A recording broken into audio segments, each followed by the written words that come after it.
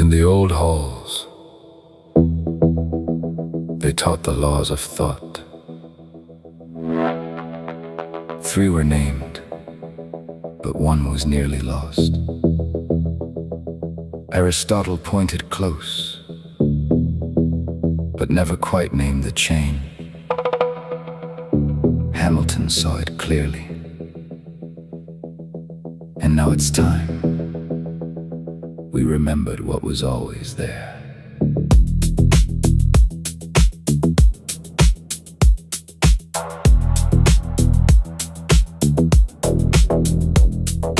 Thought is not a field of scattered stones. It is a single chain, from ground to what it owns. Every claim must rest on something that came before, and that something leads to what comes after, nothing more. No need for 3 bright boxes, possible, actual, necessary. Those are extra labels when the chain is true and steady. Logic isn't sorting categories on a shelf. It's following the thread that holds the thinking to itself. Follow the chain, reason to consequent. No broken links, no leaps of faith, no argument half spent. Every ground demands its outcome, every outcome needs its ground. The 4th law holds the thinking world together, safe and sound. Follow the chain, from reason to what must be. The law was never missing, it was only waiting to be seen. Look around today and watch the chains all break. People shout conclusions with no ground beneath the state. Possible becomes it happened, necessary becomes my side. Without the chain we drift, we argue, and the truth gets left behind. AI dreams up answers with no reason it can show. Feeds reward the loudest claim, not the one that holds. The mess we're in began the day we let the law slip free. Forgot the simple rule that keeps the mind from floating endlessly. So here's the test, the simple practice you can use. When any claim appears in front of you, ask the ground, what holds this up? What came before this view? Then trace the line. Where does it lead? What follows if it's true? If the chain breaks anywhere, the thought is not yet through. No fancy categories needed, no ancient fog to cut. Just ground, connection, consequent. That's logic doing what it must. Follow the chain, reason to consequent. In every conversation, every post, every argument. The 4th law was never lost, it was only left behind. Pick it up, use it daily, let clear thinking come alive. Follow the chain, from reason to what must be. The law belongs to anyone who's willing now to see. Aristotle nearly touched it. Hamilton named it true. Now the chain is in your hands. Use it well. The thinking world is waiting for you.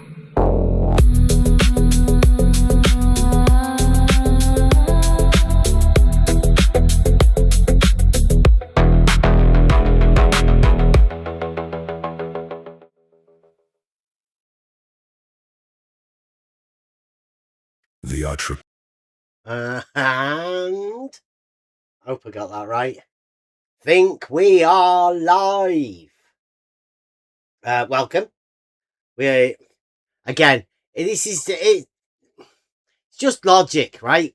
So we're opening up the floor. The idea is, when I came into this arena, it was an idea to help my kids, but I mean, they're grown up now.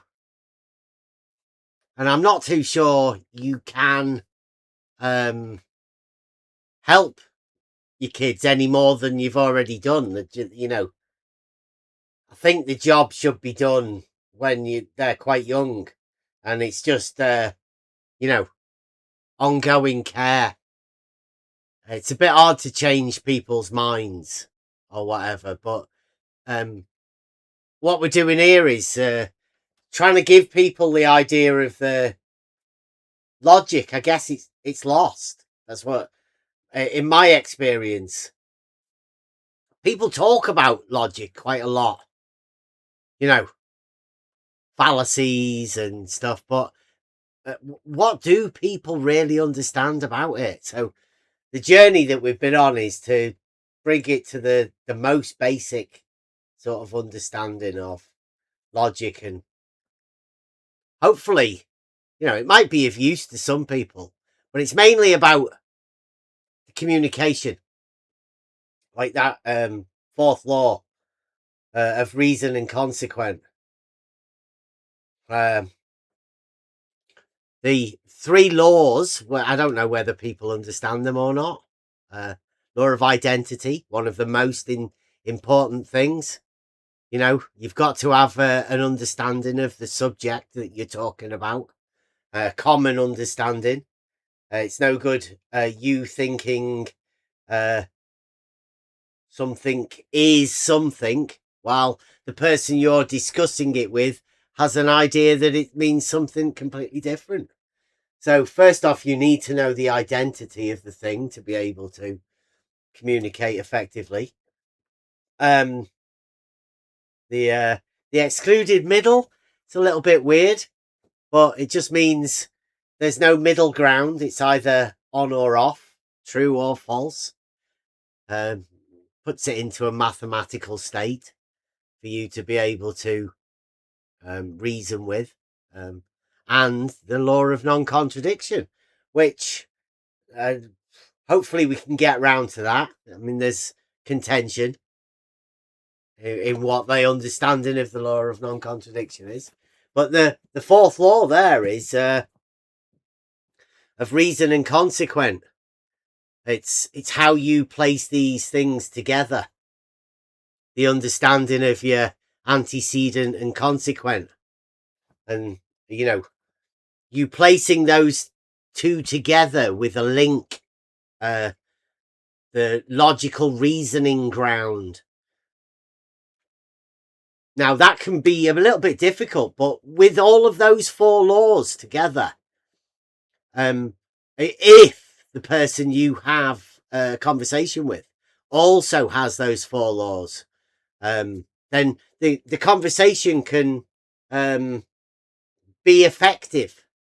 You can both communicate effectively with those laws in place, and I think that's the idea of logic. It's not this mathematical process, although I mean they've formalized it and made it into that, which makes it, you know, takes it out of the understanding of your normal person. But logic, the basics of logic, is something that people should be able to use effectively. It's not beyond the limits of anyone, really, logic. So, I mean, that's the idea, is to try and bring that back just for the sake of the children, really. Our children, like the future. If logic gets lost, then I can't really see much use, or I can't see how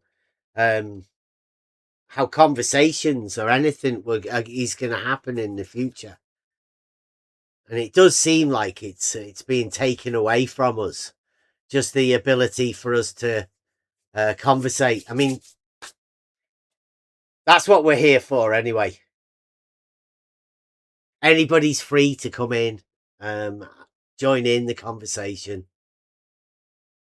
We'll do our best. We are on Discord. Now, we do go on to Twitter. X. Sorry.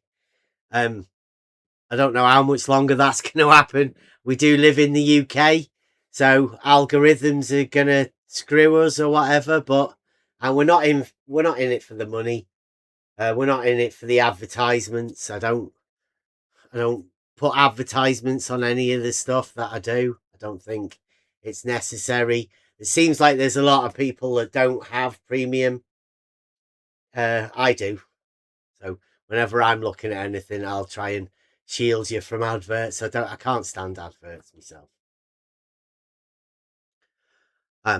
So I think the idea is that in order for us to explain about logic, rather than putting people through a lesson or whatever, it's, it can be a little bit taxing at times, but in order for us to show the problems that occur when there seems to be a breakdown in logic, we have to be able to use examples of people, and I'll try and use my own examples as much as possible. I like to try and use my own stuff as much as possible. I like to try and do all of the tests or whatever that we've done. I like to do it myself and not use anybody else's material, because I don't like the idea of the copyright issues that occur. So again, the music, the tests, all of the visuals and everything, as much as we can, will be taken from stuff that we've done or stuff that we've done in the past, and stuff that we are going to do in the future, because we are going to do stuff. This is quite a long-term project that we're part of here. Me personally, my journey was to just understand what was going on so I could help my children, but they're not children anymore. They're adults now. I see a lot of people within this arena that they do still have young children, and well, it's going to be difficult coming into the world that we're now in. It's changed dramatically. I think everybody says that. Every generation tends to say that sort of thing, but the acceleration of decadence or whatever you want to call it, it's definitely changing rapidly. And the arena that we've been in is it's like social arena. I wasn't, when when I was a kid, there was no internet, but over my time the internet has developed, and look where we are today. We've got AI involved on it now. So first off it was Google, and now it's AI Google. People seem to have lost the ability to think for themselves because of what's happened. The studies have been done that show if you you don't need to remember something, if you can if your brain knows it only has to type it in on a search, it purposely doesn't need to remember facts or things, because it knows it can just type it in and find the answer. Whereas when I was young, we had to remember phone numbers and passcodes, all sorts of stuff, bike lock codes. We had to remember that sort of stuff. Didn't want to write it down. Other people could see it then, so you had to remember it. And I think that's disappeared. I don't know whether people are noticing it or not. I only know my phone number because it's something that I had for quite a few years. Now, I'm not too sure. Do you know your own phone number? Or do you have to look at your phone to find your own phone number? The memory is changing, and So is logic and the understanding of logic. Seems more, not more so than this understanding of where we live, the world that we live in. People can Google stuff. So what do you need to remember? How does that all work? Why does it even matter? I think I heard Dave Weiss, Dave. I think I heard him saying, if you want to make some money, come up with something that makes people lazy.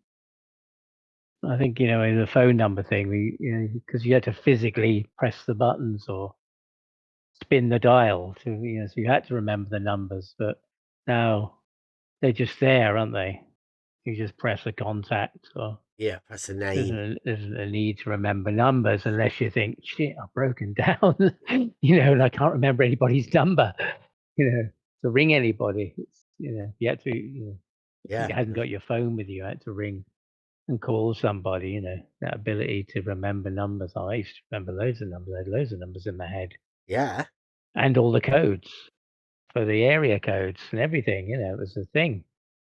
But, this thing that makes you lazy or makes it on convenience, you don't have to do that anymore. Just press the contact name and the numbers there. yeah. Very, very rarely go to the keypad and tap some numbers in.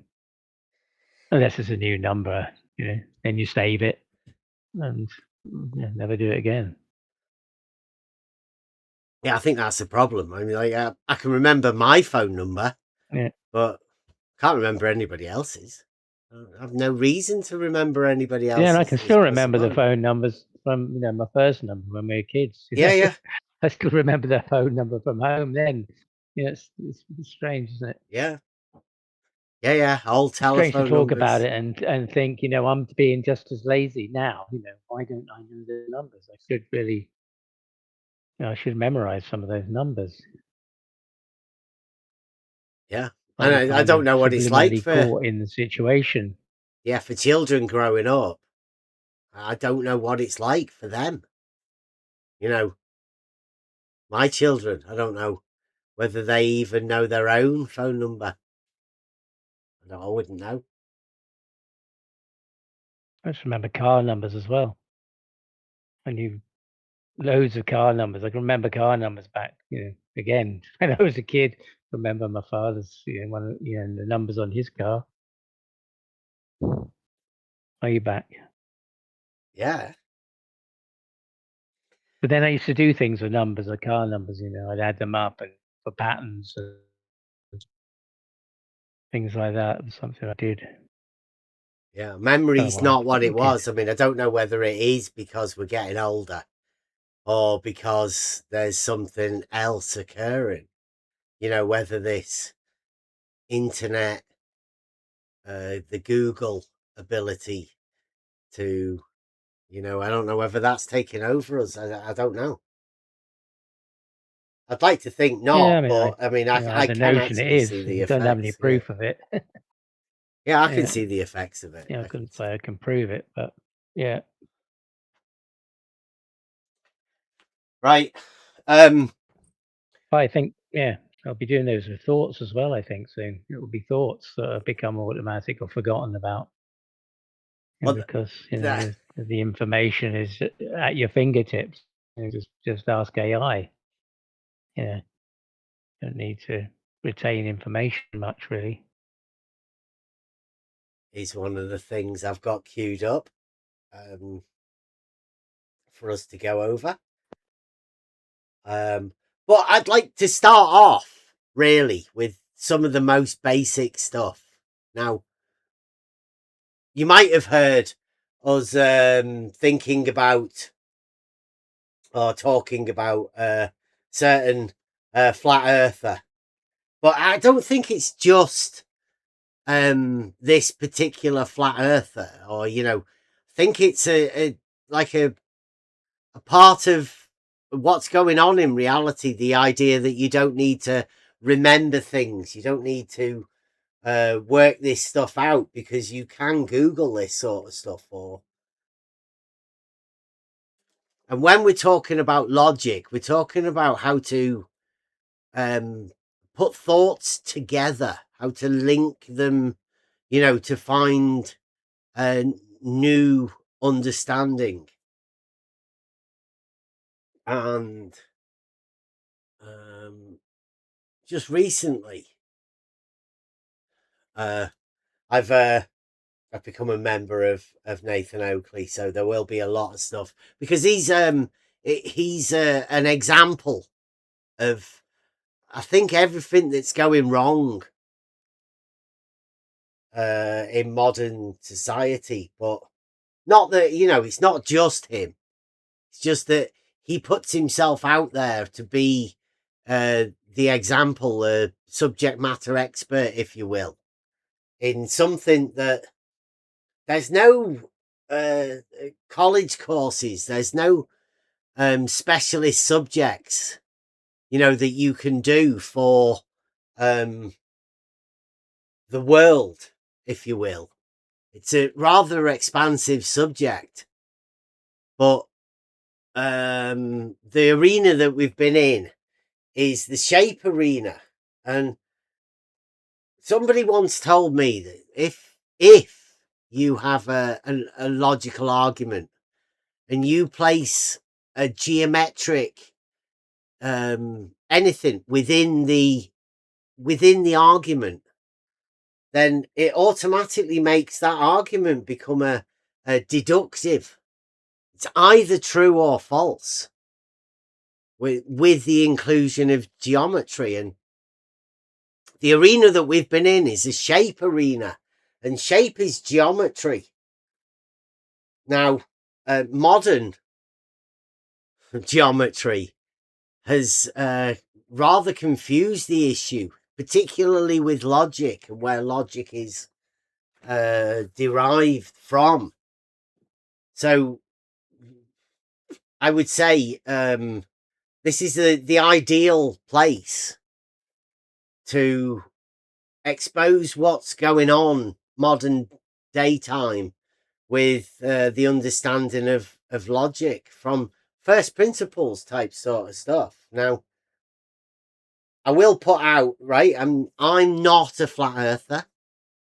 I am sympathetic to flat earthers. I do have friends who are within the flat earth community.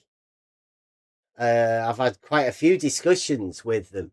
Now, flat earthers have decided they don't particularly want to be questioned at the minute. It's a very touchy subject at the minute with the experiments that have been done. And I think the experiments were more performed upon the flat earth community rather than, within the scientific understanding. So what we're trying to do is we're trying to bring the science back to logic, since logic is the science of reasoning. It's up for discussion. If you don't agree, then come in. But the use of reasoning within a scientific context is the forming of an argument and reason and consequent. That that how you fit all of these things together is it's an ongoing process. Nobody here is an expert. Nobody wants to claim to be an expert. And we think here, me personally, I think discussion is the best way to get around this sort of thing. So anybody's free to come in, providing you can get into the Discord. Come in, have a chat, maybe post something in the chat if you think nothing's quite working. If you don't quite understand what we're going on about, then either come in, ask, put a comment on the video underneath afterwards, or put a thing in the chat right now. one of the things, Nathan Oakley put a video out the other day. Now, this is the basis of how you form an argument, is with a statement. And a statement is, well, it's either true or false, basically. It brings into the understanding of the law of the excluded middle. A statement follows that law. It's either true or false. There's no middle ground. There's no averages or anything like that. It's either it is or it is not. It's either on or off. Like, you know, it's either true or false. And that's how you make a statement. Now, these can quite often be called claims, right? And this is Nathan Oakley. He put a video out the other day, and this is the first 4 seconds of this video. I didn't make any claims. Earth is measured flat. Once more. I didn't make any claims. Earth is measured flat. So, when Nathan Oakley, flat earther, says that the Earth is measured flat, he doesn't think it's a claim. It's beyond me as to why he thinks that. Well, the consequences of you know, whether he does or he doesn't, or the point is that it is a claim, Nathan. And if anybody's around Nathan Oakley, you should perhaps point out to him that this is a claim.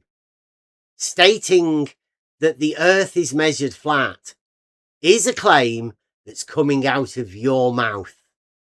Nobody else is saying it. I've personally told Nathan Oakley that the Earth is not measured flat. The land is not measured flat. I've done that, and I'm quite willing to back up that claim that I make by saying the Earth, the land, the ground is measured not flat. That's my claim. I'm proud to claim that because it's a true statement. I have actually measured the ground to be not flat. I've done it on camera many times. This Discord that we're in is called On the Level. That's for a couple of reasons. But the main reason is that we placed a camera on the level, on a level, placed it on a tripod, set it up, and showed people. We streamed the picture from the camera on the level into Discord. We've done it a fair few times. A few years ago, I mean, we did it for, you know, quite a while. We had an open Discord like we always have for people to come in. We've even been to Bedford level, set it up there. We've done a 2-peg test with the camera on the level and streamed it to Discord. And we've done plenty of actual things. So personally, I'm willing to state that claim, that it is a claim, that the Earth is not measured flat, which is a direct rebuttal to what Nathan Oakley has said. But Nathan Oakley doesn't believe what he said is a claim. Let's listen to him. I didn't make any claims. Earth is measured flat. Now, I didn't make any haven't claims. Cut that. Earth is measured flat. I haven't cut that. That's literally come from a short that he put out the other day. You'll be able to go and click it on his channel. So In order Okay. for you to make an Sound in argument, Discord. I don't know if that's me. I know you won't be able to hear it. It's on one of the things in Discord. Ah, okay. All right. That's fine then. No problem. Yeah, there's only you in Discord, isn't there? Yeah, so that's the beginning of making an argument.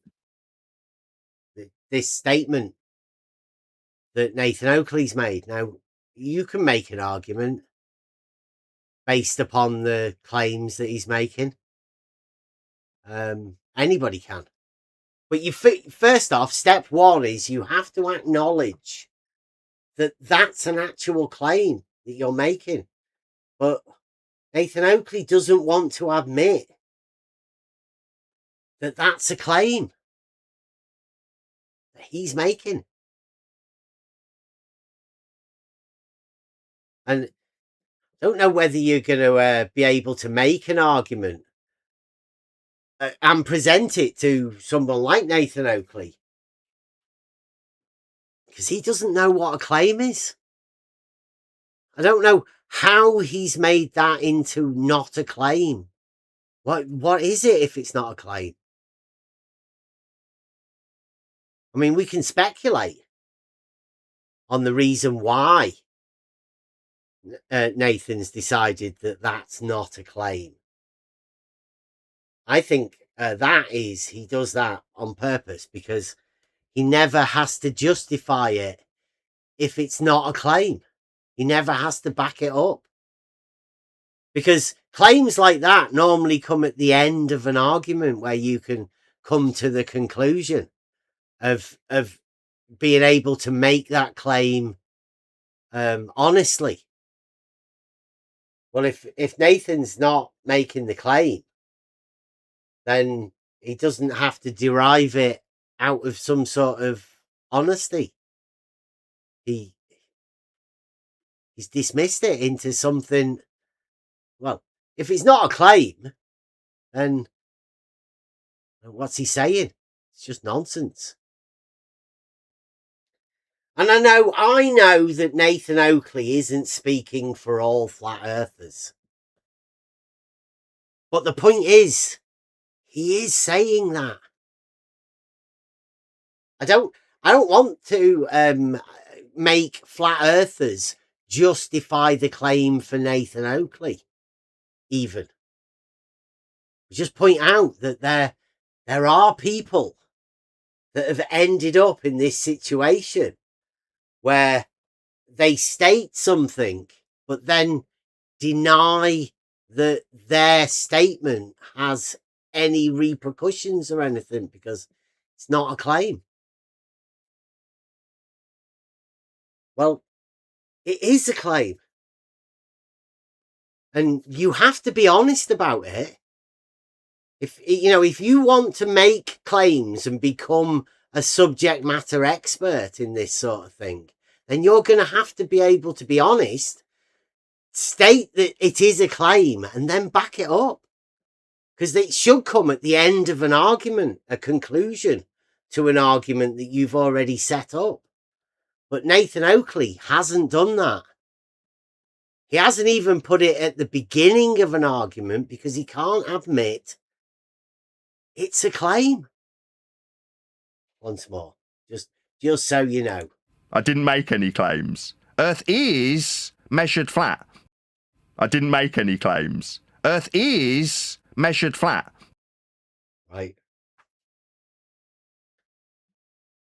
He'd sit behind his little team of people who'll protect him and forget that he's ever said this. Try and ignore it. If we take it off the table, then I guess he might stop saying it. I don't know. He's built his entire being on it.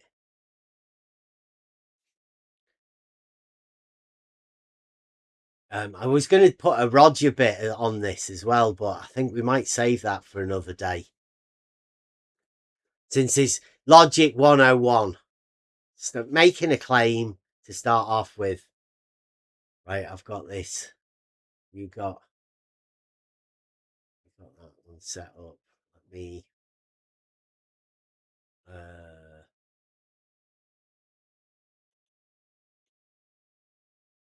This brain.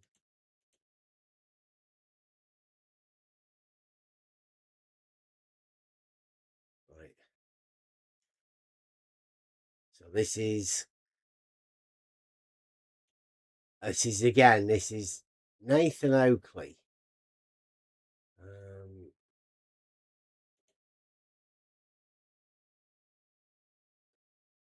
Now he's going over a video. He's done this today. I think we should be able to go over this. What's that? See that a bit better? Chat box up. Oh, wait a minute. Let's just flip that over.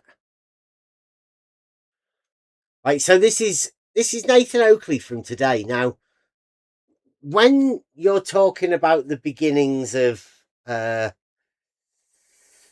understanding logic, we have to deal with the trivium.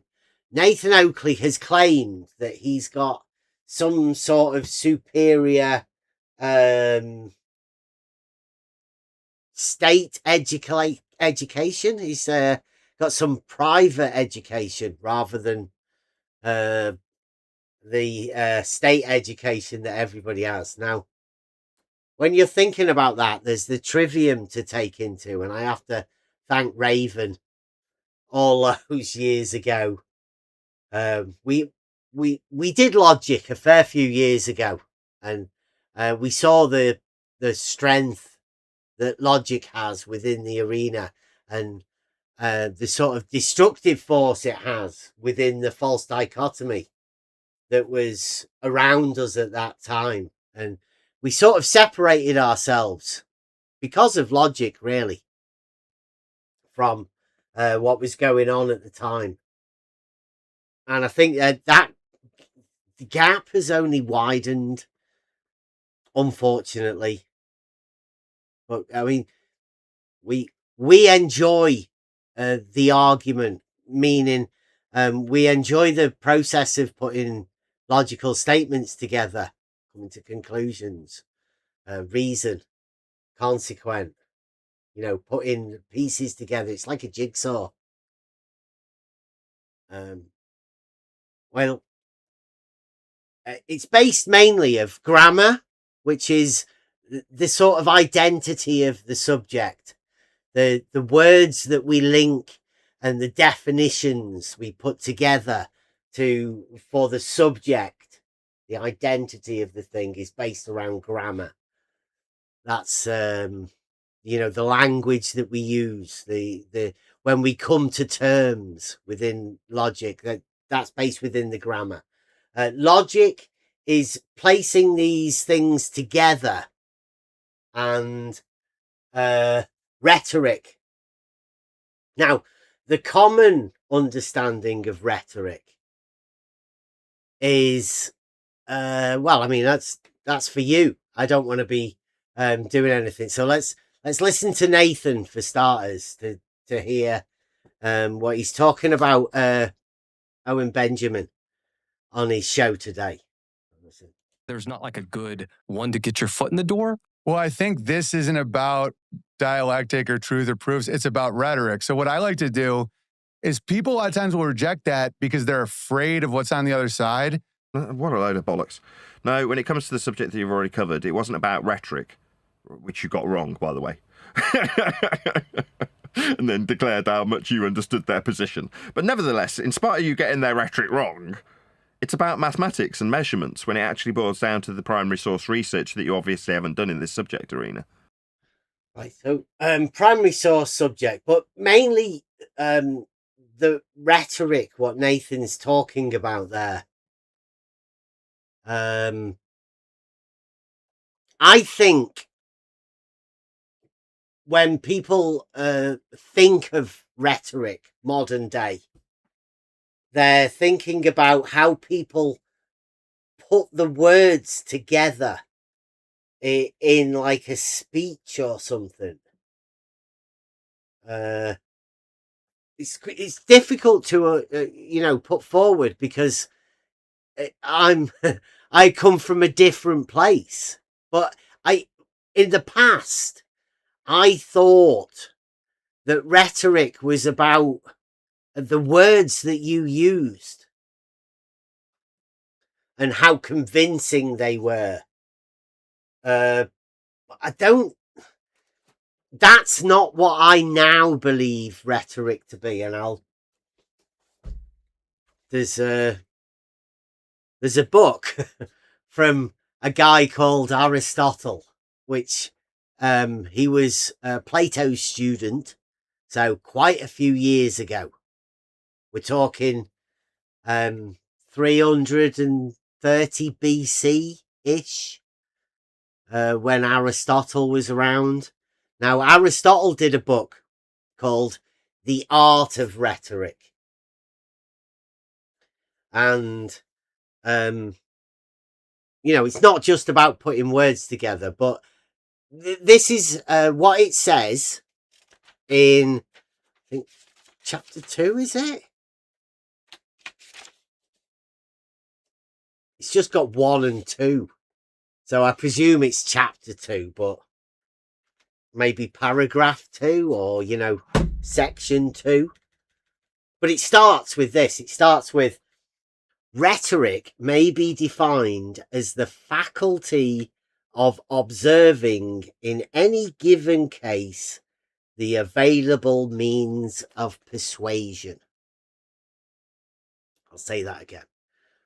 Rhetoric may be defined as the faculty of observing in any given case the available means of persuasion. So it's a faculty of observing something, not speaking, saying things. It's an observation that you make.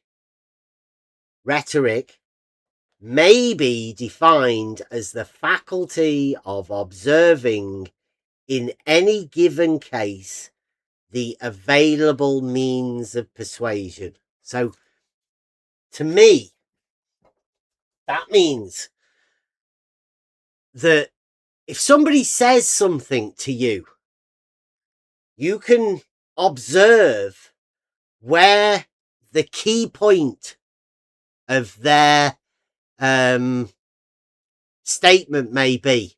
Maybe the most influential point, or maybe the biggest flaw that they have in their statement or claim or whatever, right? So it's all about how you perceive what's going on around you and how you can fix on this key point within whatever. So it's hard to explain it. It's all of this sort of stuff is needed to be in a dialectic for you to be able to explain something. But you could say that the rhetoric within a mechanic would be able to, he'd be able to tell whether the problem was engine related or transmission related or, gearbox related, like they'd be able to point you at where the problem might lie or where the key point is, the most influential point, the best, people know how to make the most money out of something, right? It's that sort of a thing, not just how you use words, but it's being able to find the key point and focus in on it and to drive the point home where the most persuasive understanding might be around that. And when you're talking about grammar, logic, rhetoric, and putting them together within the trivium, it all comes together in the conversation, the dialectic, that when you're conversing with somebody, whether you can actually make a point and say something effectively within those terms that you're using. Whether that's been missing, whether that type of conversation is occurring anymore, I know we do use that quite a lot to be able to see where these most influential things might be. Nathan's just stated that Owen Benjamin got it wrong, but Nathan didn't bother placing something there for you to hook onto. So he's missed the whole understanding of rhetoric. There's no persuasive point that he's come forward with, which is a shame, because he should be able to come forward and place, you know, where the rhetoric should lie in whatever's being said. I'll let it play out a little bit more and see what he says. Yeah, when it comes down to it, it's actually based on measurements of Earth. For you to brace against us being a speck of dust in an infinite, ever-expanding super-nothingness. Where does that come from? What are the origins? You haven't done any primary source research for this. That's what this tells me. It was So he's having a go at Owen Benjamin for not doing any primary source research, which Nathan's not done any. But, you know, the rhetoric, the persuasive point that Nathan's trying to put forward just isn't there. He's not really got anything. See, anytime anybody puts Nathan in, it comes up with his GoFundMe. That's quite an old one. Hot storage. LVA Paul gave him that. abundantly clear when we were in the Worldwide Debates Discord server a while back that people don't actually check where their information comes from. They just parrot it. Because that's how they were trained in a high school that was paid for by the state. They teach you to read and repeat. They don't say, where do you think that came from? How did that person form that opinion? Who told him it? Oh, you found out who told him it? How did they find out where that information came from? What did they get it from? Oh, they got it from a measurement. Who measured it? Oh, they measured it. What did they measure? And how did they measure it? Nobody's doing that. This person says it, I'll repeat it. I'll just point out, 10th Man. Yeah. 10th Man told Nathan that, we measure an angle to a light in the sky. And Nathan's derived that, that's as much as he needs to know. It's axiomated it as, yeah. He's now, yeah. Can I do it?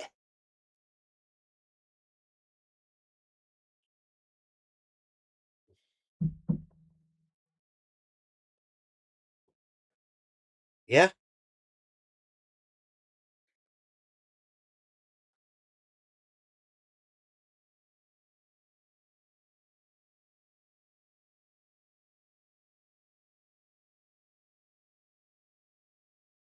Yeah, bam.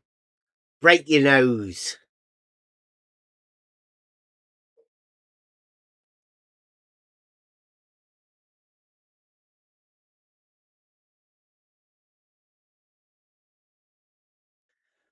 Yeah, how did...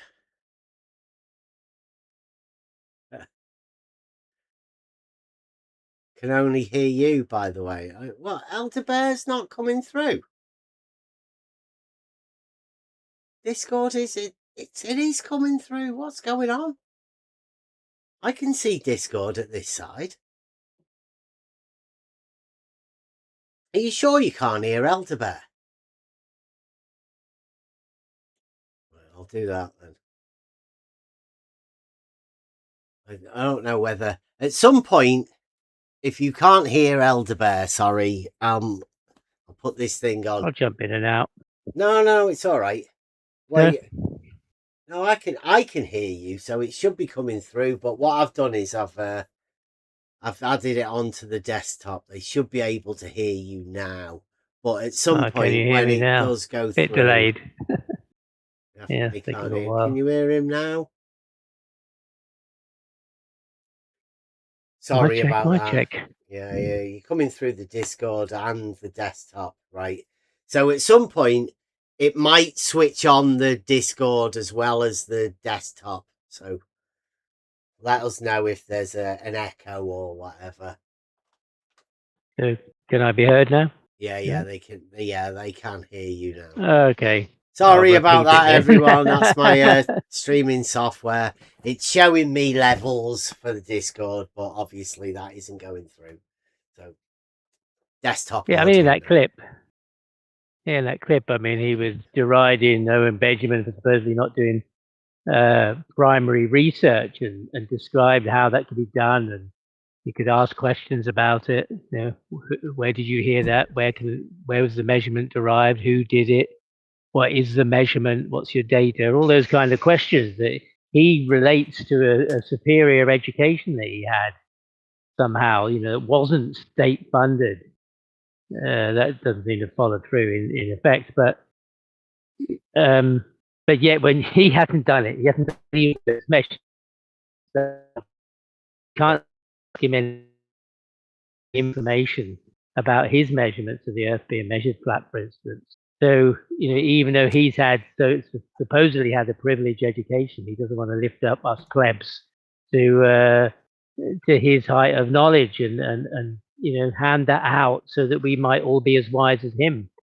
You know, that's just not available. So he's really not following this great education that he said he was privileged to have, and he seems to want to keep it from himself, or he doesn't actually have any information at all. Have to make a choice about which one you want to go for. Yeah. Onyx Storm says the Oakley obsession is real. This isn't an obsession with Nathan Oakley. This is an obsession with modern society. This man on screen, he's just one of the extreme cases. He imagines he's a subject matter expert, yet he doesn't know what a claim is. He's got a debate channel or something, couldn't you? Yeah. You know, in you know, he says he's the source of the information. He's the subject expert, and so you would seek the answers from that person, from that source, as you might do with Google. But if Google said, well, it's not not my, you ask a question that I don't have the answer. I haven't done anything. Shut up, stop asking. That's not really the way that society should work, really. Yeah, I mean, that's not for just as him. There's lots of things that are like that. Lots of examples of that, really. Yeah, I don't mind saying I'm obsessed with the state of society and the social, I guess, engineering that's gone on. Something has allowed this man to be able to state that when he says the Earth is measured flat, that's not a claim. Now that fascinates me. The man has a channel called Flat Earth Debate, yet there's never been a debate. Not one.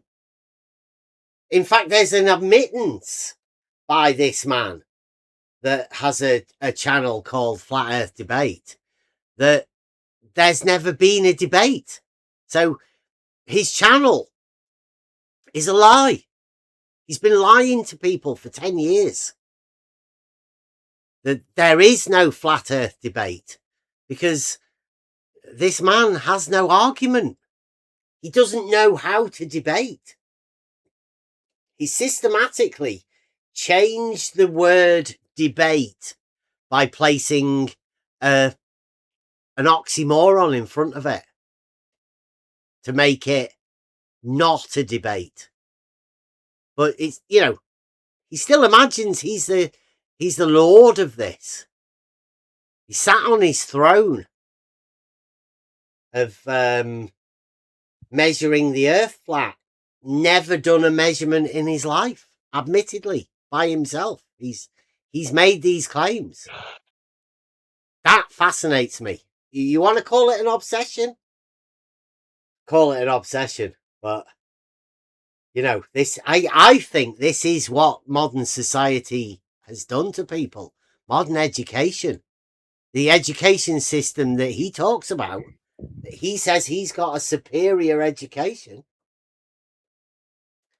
He's not a very good teacher. No, you sound jealous. Of what? I don't know what that meant to mean. And unless that's a figment of your imagination, there's nothing for me to be jealous of.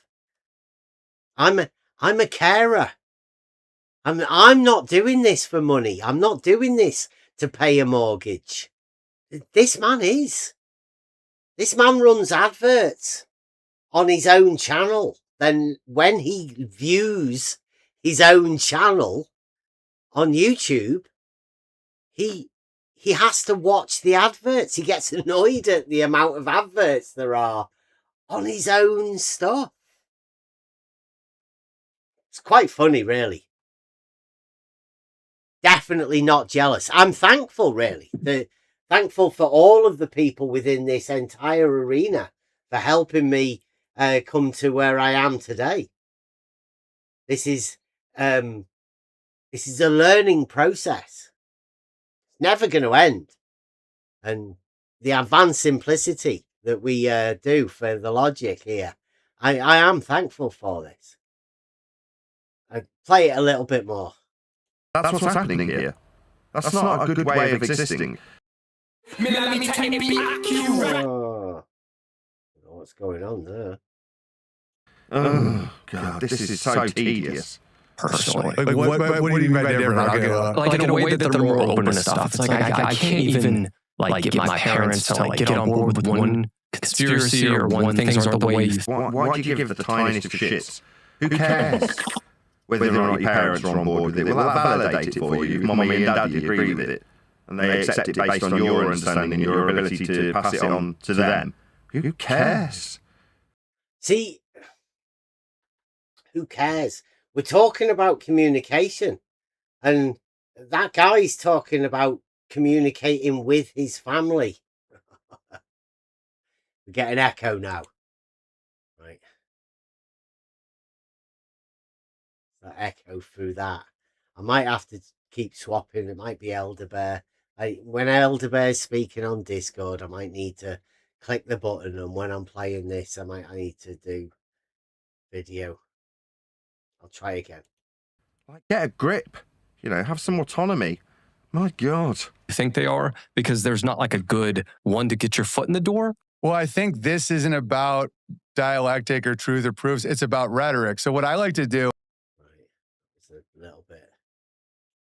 Well, hold on. It depends what his grandfather is. Is his grandfather saying he went to the moon and did the moon landing? Do we have flight data for the moon? Oh, we don't. Well, then we haven't got any med. Go ahead, whoever that is. Either does Vivian. Is that somebody wanting to hear some again? Kubrick. You know, I had Vivian Kubrick on, and I was like, you think. Yes. And Right. he said, it's not like I don't know the science. And then go on to Exactly. describe 93,000 miles. Come on now. No, you don't say, it's not like I don't know the science, when you've literally 3 seconds earlier got it wrong. No, 'cause if not, I'm going to round out the live stream. On Anybody a else? slip of the tongue. When he said 93,000 miles, I think he knows it's 93 million. He just cocked up on the spot. Yeah, but you can't do that. Hold on. If you're going to say it's not like I don't Okay, know what are you saying? science. What you're saying is, Right, so primary research, remember that. Somebody said a number. Now, what you'll find out here is, like, I'm pretty sure that not many people watching this, maybe if you've been in this arena, you might. But I don't think anybody outside the arena, the glormies as we call them, would understand this. But just listen to this exchange, right? A number has been mentioned, but listen to what these guys are saying. it's a misspeak. But he's talking about rhetoric. isn't he? Yes. And Right. he said He's talking about a number. Nathan thinks this is rhetoric. it's not like I don't know the science, and then go on to Exactly. describe 93,000 miles. Come on, Ellen. You don't say, it's not like I don't know the science, when you've literally 3 seconds earlier got it wrong. You know what I mean? I just can't make that up. Can you? So what science do you think he's talking about? You can go back and have a listen of it. But science of a number that he's got wrong, apparently. What's the right number? Where's the rhetoric lie in this? What's he talking about? Where's the persuasive point that's meant to be talking about? What's going on? Nope. It's just because he's prideful. Pride always comes before a fall. In this particular instance, he's so proud that he understands this shit. And then he's got it wrong, whilst declaring how smart he is about it. I know all about this science. Sometimes I don't know where I pull this stuff from. Love it. So the science is the thing that he got wrong, was a number. But how does Nathan know he got it wrong? What did he get wrong? I'd like him as an ally. The guy's funny, right? He does make me laugh. Slaves have a choice. Hilarious, right? Very funny guy. I'd like him on my side with decent rhetoric. Yeah? By rhetoric, I mean stone cold absolute facts of Earth's flat measurements. Right, so again, Nathan thinks rhetoric is stone cold facts of Earth's flat measurements, but the Earth's not measured flat. So how do you turn that into a rhetoric? The rhetoric would be to point out to Nathan that the Earth's not measured flat. The measurements show not flat. If he understood that, he'd be a lot more effective when talking to these people. Because instead of saying, oh, we don't know if these footages have been real or whether or not we're a speck of dust in an infinite expanding super nothingness, he could just say, it's not that serious, bro. It's just measured flat. For everything, always, without exception. Any measurements of Earth are flat. That's the end of this discussion. Nothing you will offer me will ever challenge that fact. And anything you suggest you've got to challenge that fact will have its origins in flat Earth measurements also, without exception. Anything that's alleged to be congruent with Earth's shape, if you're suggesting sphericity, or just congruent with an Earth measurement, will and can only be flat. Those sorts of statements end these discussions. But they're not flat. Mountains aren't flat. You can see that. So Nathan needs to be able to come up with something that's going to show, what's he saying? How do you persuade somebody on something that they can see isn't true? Like the measurements just aren't flat. I don't know where he gets it from.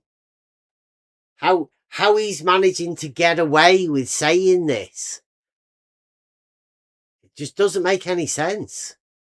Whereas if you leave it in this ethereal world of whether or not we got a sky vacuum or whether or not the footage is fake or this sort of shite allows for endless debate. There's nothing concise or conclusive about this when you describe it in these terminologies. The preordained, fart-sniffing, hippie rhetoric that you're given as a flatty when you get here. Yeah, that's the controlled opposition version, so that it's kept separate from geography. When you call it fucking science incorrectly, Owen Benjamin, yeah, it tells me you haven't got a clue about this subject, frankly. Like we say, challenge you, Nathan, that logic is the science of reasoning. So that is a science. Being able to place these things together and present them effectively to people with rhetoric is what logic is all about, the science of reasoning. And you have to be able to do that. Nathan doesn't even know what a claim is, how to form a logical syllogism requires you to make that claim, that statement that starts it all off. And Nathan's given that up. It's sort of sad to see, but this is the state of the modern society, at least within this arena. The false dichotomy has ruined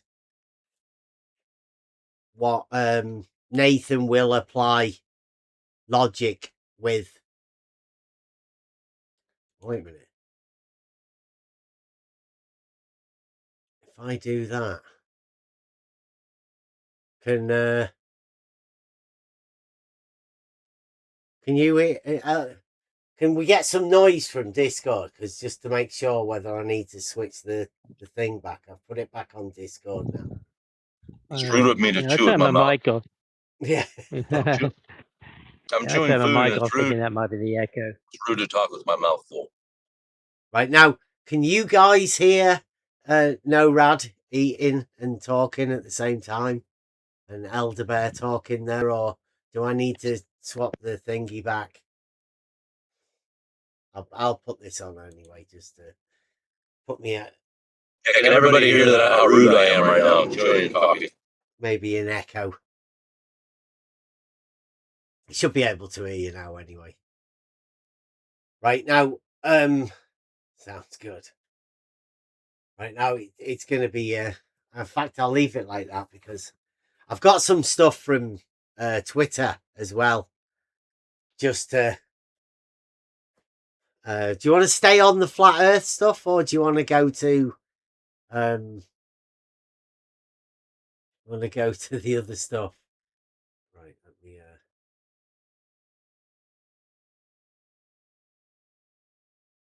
I wonder if anybody, what home education would be classified That's as telling- in. Let's tell you some balls to say. I'm sorry,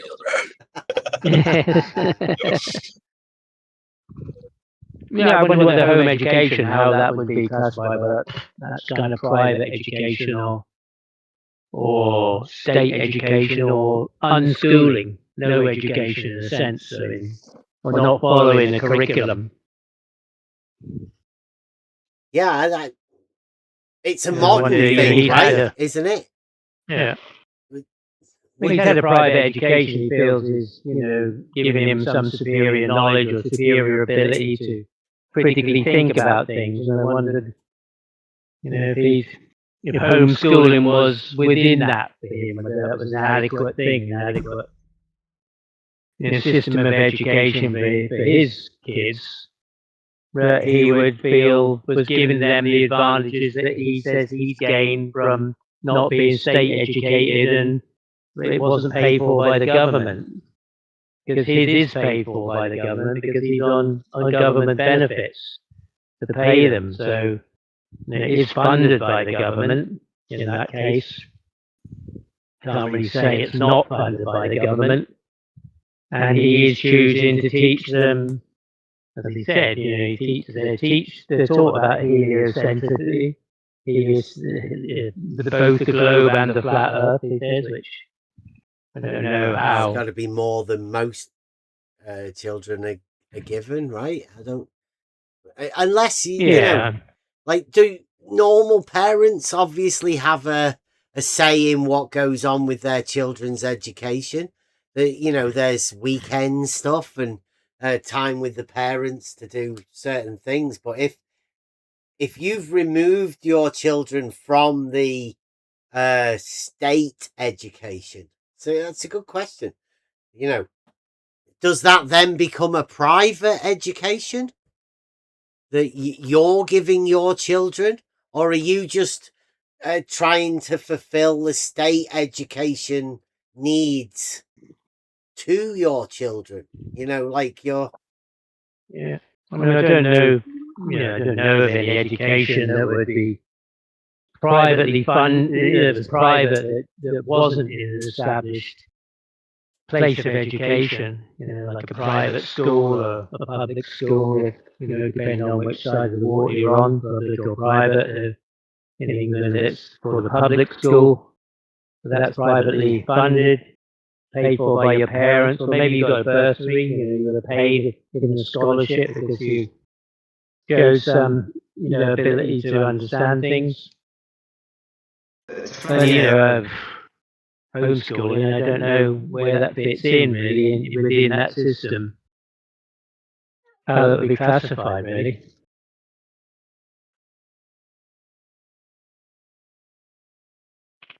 Right, I've got. Let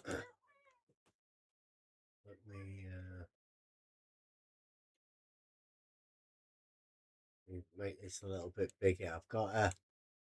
Can you see that on the in the Discord? You got it? Yeah. No, Radom. Not even near my phone. Right, it's all right. Don't worry about it. Right. So, okay. So you can hear everything. Right. Okay. So this is a thing on Twitter, right? A clip that I've found. Now, Nathan Oakley's talking about measurements and whatnot, and this is obviously an other flat earther talking to somebody. This is on Twitter now, and I'm not too sure. Nathan Oakley does have an account on Twitter. I don't know whether he gets and goes to communicate with people, whether his videos go on Twitter like ours are at the minute, and because they're going out on Twitter, then we'll go over this. But this is somebody talking on Twitter about. It's the 4-minute video, right? I'll try and give it. If you want us to stop, let us know. But, right, we're going over this. They say there's a dome above us, so something enclosing us. They call it the dome. Yeah. So a lot of the religious scriptures talk about the dome above the earth. And then they the container, for other words, right? Nathan Oakley has a container. He has a gas pressure thing. This guy's got a mesh dome over his model. He's doing what a lot of people do. They talk about flat earth models, but they talk about it in the third person. They say about it, which is fine for a lot of people. Doesn't really say whether this guy is a flat earther or whether he's speaking for flat earthers. But he's got a model, and they saying about this. But this is one of the problems. Not every flat earther says these sort of things. So everybody has their own model, and that's why I think the effective communication should be part of this, the dialectic, for you to be able to communicate effectively, which would require some sort of logic understanding of how to have the communication take place. But I'll give this guy a little bit more, right?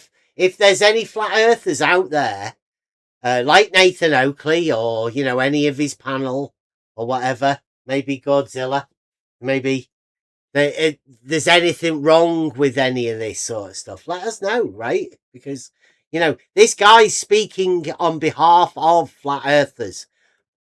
He says they, so you can't really assume he is a flat earther.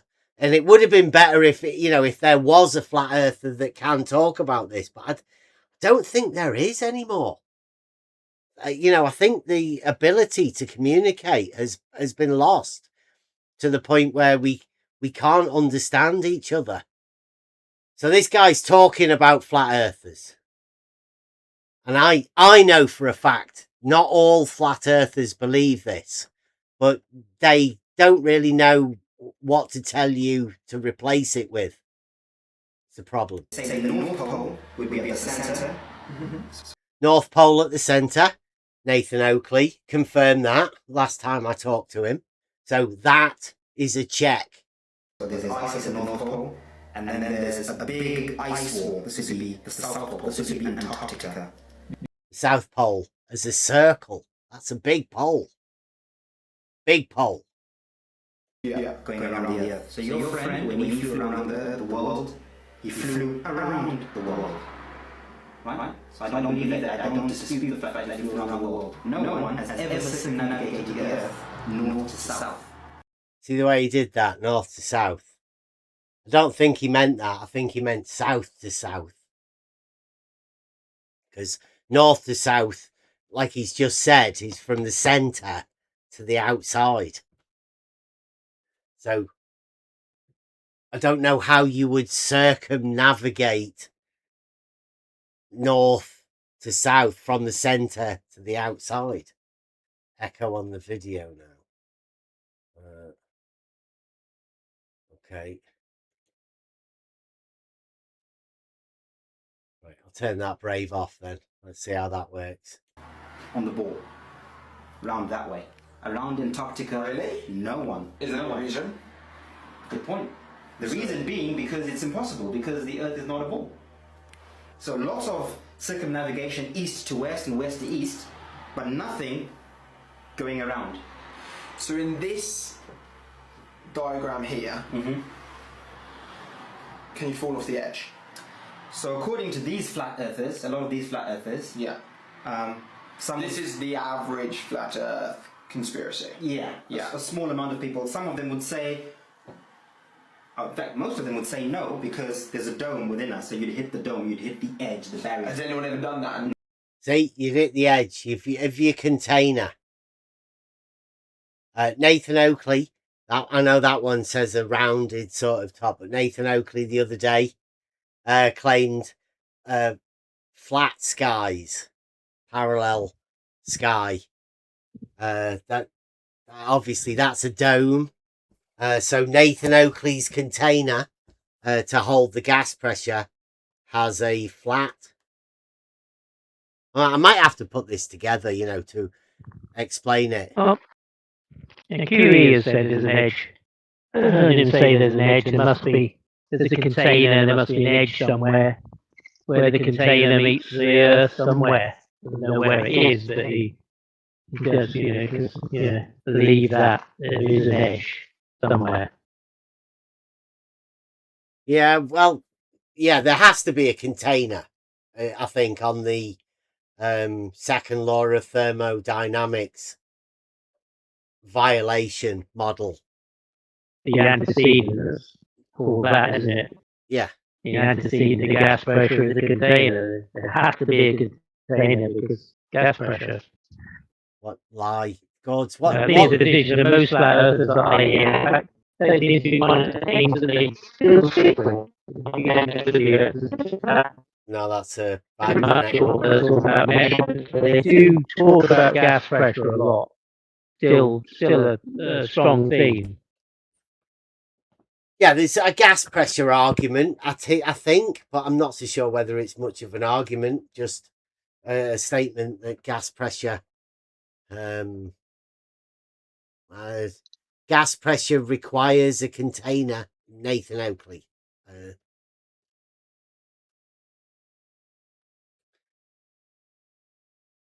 Don't know what the lie is, God. I don't know what lie.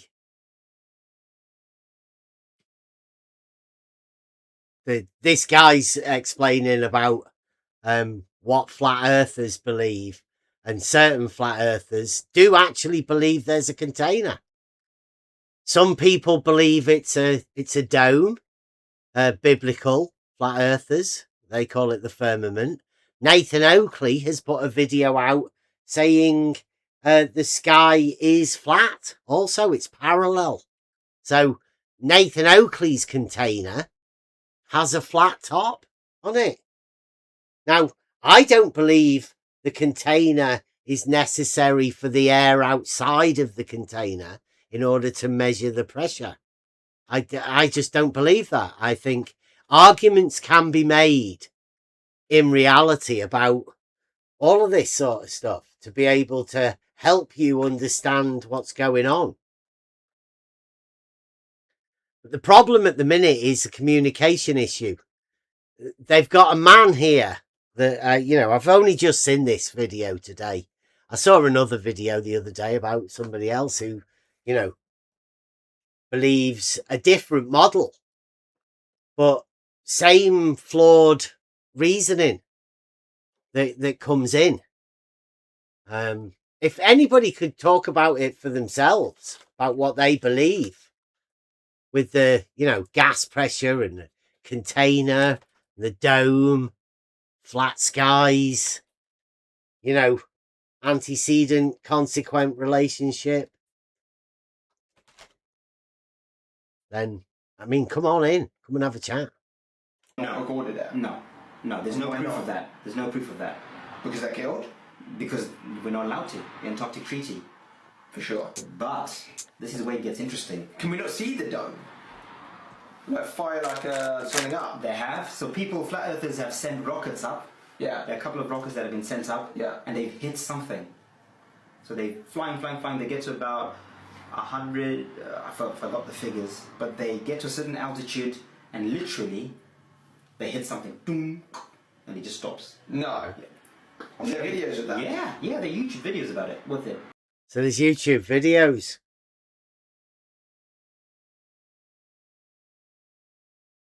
Yeah, I've heard Roger Ledwell's clan, they talk a lot about these kind of things.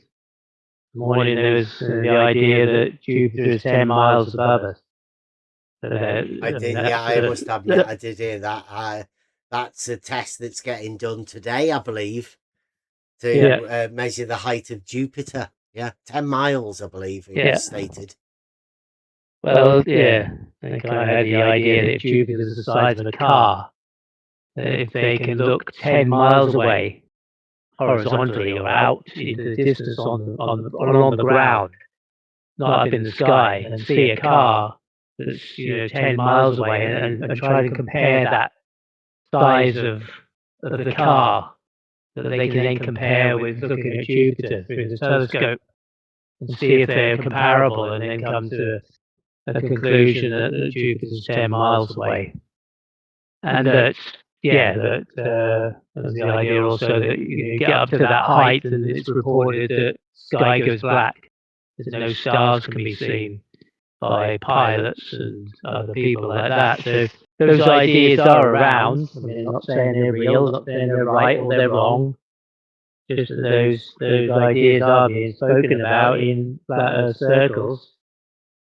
I guess people will, also take it as fact that Jupiter is 10 miles above us. I don't know. That's what I'm really sorry to jump in, but I can't cope with it any longer. You've got an echo in the YouTube. Oh, what? It was on the video. It was on the video, and now it's swapped to Elder talking. Okay. It's got an echo. Okay, I have to keep messing about with the desktop audio. I have to keep adding it and taking it away if one of the feeds disappears or not. So, okay, thank you. Maybe when I play the video, I don't know. Discord, Brave, right? Okay, but you'll have to just let us know if you hear Elder Bear talking or don't hear him talking on one or the other. Let us know.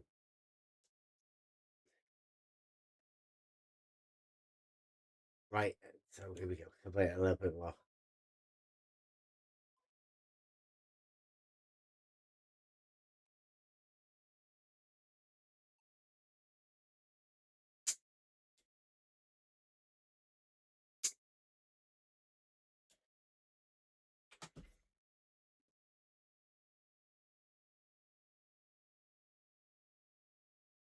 See, generally, this is the accepted model.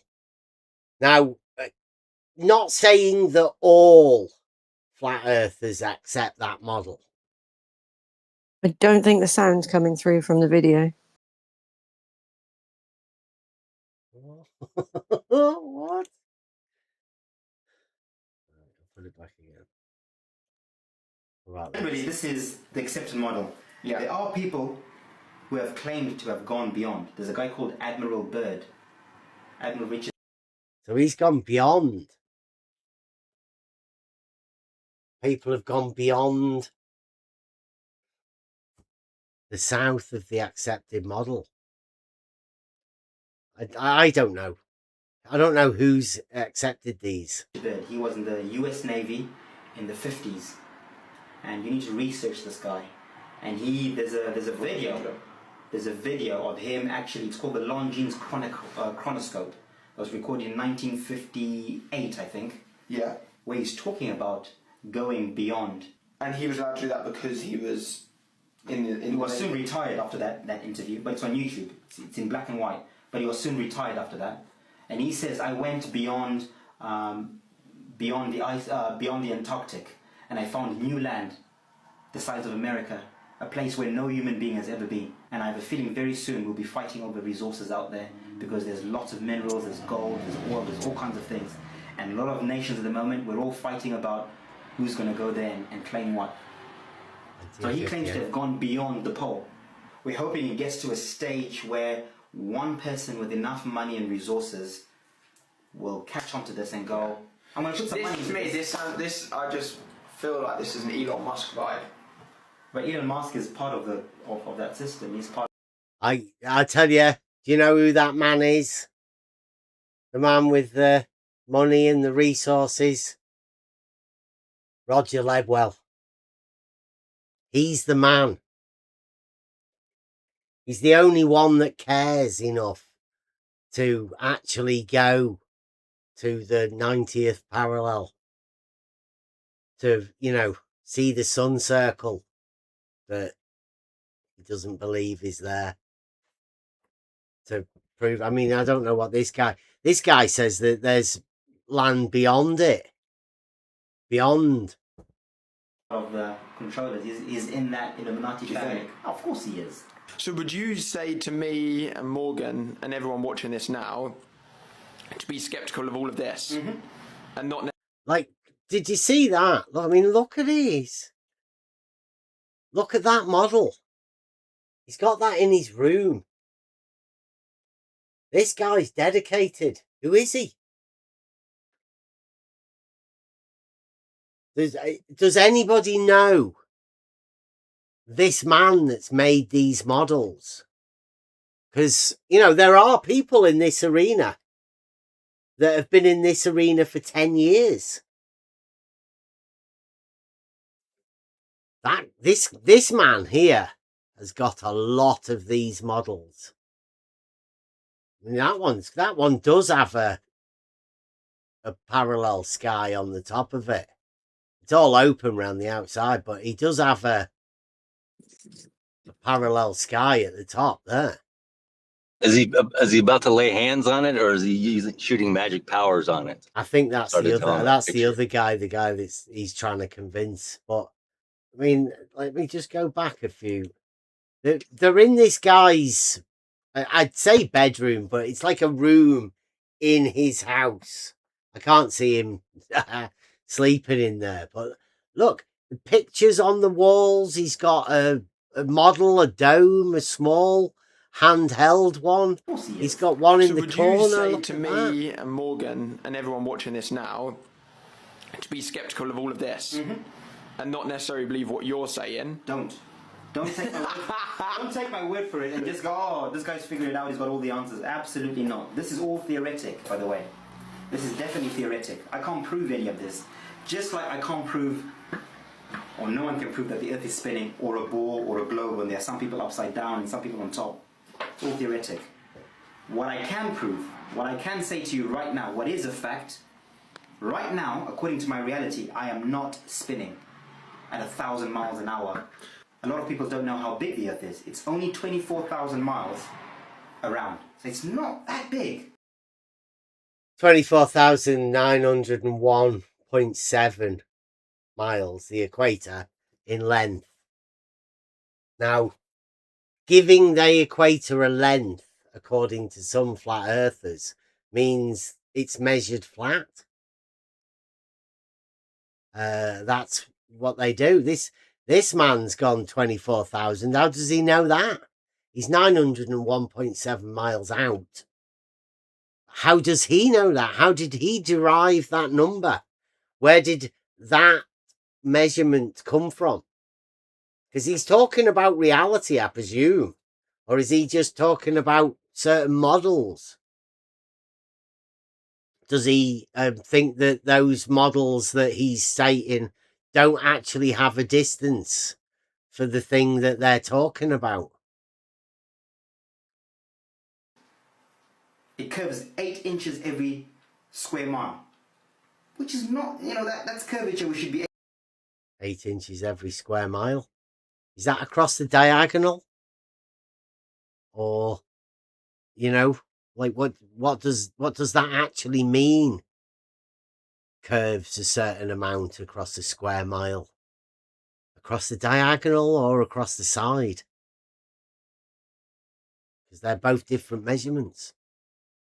They're not the same. What's he talking about? A lot of people say that. Nathan Oakley was saying it a lot the other day. I don't know what it means. I've never really have. I don't think anybody does know what it means. They're just words people use. Call it rhetoric. able to see with 6, 12 miles. That should be a few feet down. So it's not that big, according to mainstream science. Wait, so The Earth is flat, like this video, and share it with a globe believer. Research Flat Earth and open... Okay. Twitter. X, sorry. I'll still call it Twitter. I've been on Twitter for quite a while. Right. Now, flat earthers, if you do want to come in and get, state your case, from what I've found, flat earthers don't want to actually say anything. Most flat earthers would be happy to say that guy who they don't know who he is, he's made those models all on his own. He doesn't really speak for them, but they don't want to speak for themselves either. They just want to state nonsense claims that they then claim aren't claims, which flat Earth, they say. So, right.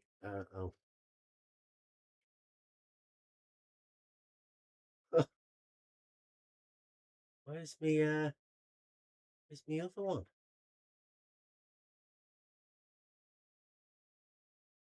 This guy, yeah, right. Okay.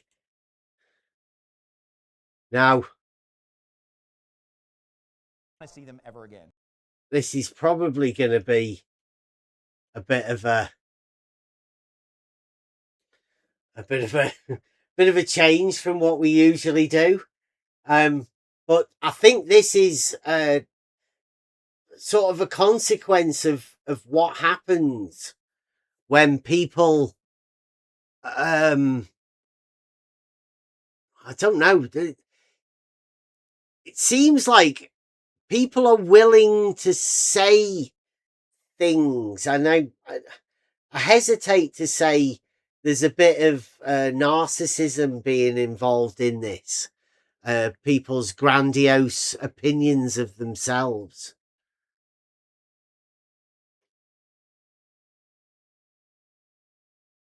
This is a 15-minute video, but you might get a grip of it. It's this is a pastor in America, but listen to what's going on here. Listen to what he's saying. And until they repent, I never want to see them ever again. And people are like, oh, you need to just make things right with your children, Pastor Anderson. You just need to just swallow your pride, be the bigger person. Hell no. Absolutely not. I never want to see them again. Man, the title of my sermon this evening is Why I Do Not Want to Continue Pastoring. Why I do not want to continue pastoring. Now, let me say this first of all. I'm not quitting today, and I'm not even saying that I'm quitting at all, but I want to be very candid with you tonight about how I feel about things and what I'm going through. And, God willing, I'm going to be back here on Wednesday night preaching. and I'm going to preach as many sermons as I can, but I want to tell you that I'm very upset about my situation. And if God does not intercede in my situation and fix my situation, then I do not want to continue. Let me tell you something. Over the past few years, I have become a very angry and bitter person on the inside.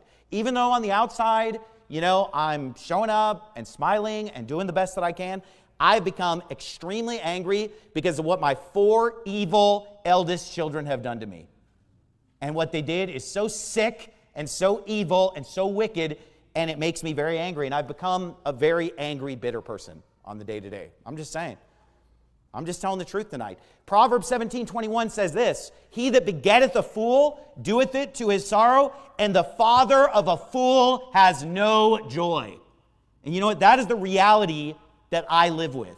The father of a fool has no joy. And you know what? It is impossible for me to move on from this, because even if I spend my entire day thinking about other things, I spend my entire day reading the Bible, studying, working, being busy with other things, every single night I go to bed, I have dreams about this, and I wake up every single morning, and this is the first thing on my mind every single morning. If I take a nap in the afternoon, this is the first thing on my mind when I wake up, period. Because I can't control what's in my subconscious of this garbage. It's also impossible for me to move on because multitudes of people continue to rub my nose in this every single day, 365 days a year. People online are every single day slandering me and lying about me, and it never stops. For the last 21 years of pastoring this church, I have dealt with false accusations and slander, death threats, loss of jobs, multiple incidents of swatting at my house, false reports made to CPS, receiving dangerous and gross things sent to me in the mail, bank accounts canceled, giving platforms canceled, social media accounts deleted, being constantly told that I'm evil, constantly told that I'm an idiot, zero respect from my fellow loser fundamental Baptists over the last 21 years, zero respect from the sucky, lame, barely soul-winning old IFB. Zero respect from them, only lies, slander, and trashing me, never backing me up in a battle, never standing with me. The pastor who sent me out has lied about me and slandered me nonstop for over a decade. Whew. What do you think's going on here? This is a case of like somebody saying something on the internet, but this is a pastor. He calls this a sermon, but does it sound like a sermon? If this was the medical industry, it would be considered medical malpractice, I think. Yeah. I mean, it does sound familiar, right? I've heard people do this sort of thing. People upset at the people around them for not doing something or whatever.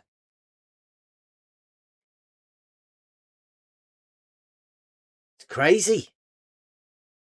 The guy, his kids have said something. I mean, I don't know what they've said. I don't know what's been going on, but is this really the way that stuff's being dealt with on the internet modern day? Yeah, it sounds eerily familiar, doesn't it? Yeah. Yeah, to that bald-headed flat earther guy, whatever that, with the tits. Nathan Oakley, that guy. Similar sort of thing. He's upset at the people that he has around him for saying something. Nothing but lies and slander and hate from my sending pastor. I've been labeled a hate preacher, a cult leader, trashed in the media. And you know what? For 21 years, I have borne it all with a smile and said, none of these things move me. None of them move me. Come at me, bro. And I have gone through a lot of persecution. Come at me, bro. And a lot of stuff. But let me just say this. You know, the things that have happened over the last 2 years are just too much. Because you know what? I have gone through a lot of persecution over the 20 years of pastor, but you know, it was sustainable. But I have been betrayed in the worst way by my only physical brother. And you know what? My poop stain of a brother, Clint, the evil piece of crap that is my brother Clint, you know, the only way that he could have screwed me over worse and betrayed me worse would be, I think, to commit adultery with my wife. It's pretty much the only worst thing that worthless piece of trash could have done. You can see the headline, can't you? See it coming. Well, actually, been betrayed by my only physical brother who I trusted, just totally betrayed me in the worst possible way. All 4 of my adult children have totally betrayed me. My best friend and fellow pastor, Roger Jimenez, David Berzins, who I did nothing but good for 18 years, taught him everything, baptized him, got his wife saved, baptized her, and him and his piece of trash wife have just betrayed me, slandered me, evil, rotten people. A whole nother long list. I mean, we could list all the so-called fake pastor friends in the dozens that have stabbed me in the back. 95 church members who abandoned me in 2024. And frankly, it's just a little much for me to handle. And you know what? Here's the thing. On the positive side, I will say this. We lost 95 people in 2024. I don't think anybody left the church in 2025 or 6 over this issue at all. Sounds familiar also. No, I will say that. But you know what? This kind of just intimate betrayal and just the continual trashing of me and my character and me just being labeled as just pretty much the worst thing that you could label anyone in America in 2026. I'm this wife beater, child abuser, right? That's my legacy. That's who I am on the internet now. To every single person, 1,000 times a day, 10,000 times a day. And frankly, I'm getting a little sick of it. I don't feel like the quality of the preaching has gone down. I feel like I've preached some of my best sermons in the last couple months. Yeah. Yeah, I mean, this one's probably one of the better ones, right? I mean, this is probably what they're still going for. This is where they start picking up these sermons. This is where this shit's at. This is top notch. Also sounds like his lyrics to a country song. His wife left him. Yeah. His dog died. You know what I mean? He lost jobs. It's wild. Yeah.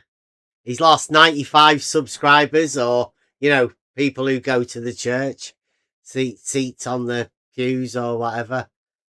But it does get a little bit better. Well, I say better. And everything. I'm doing the best I can.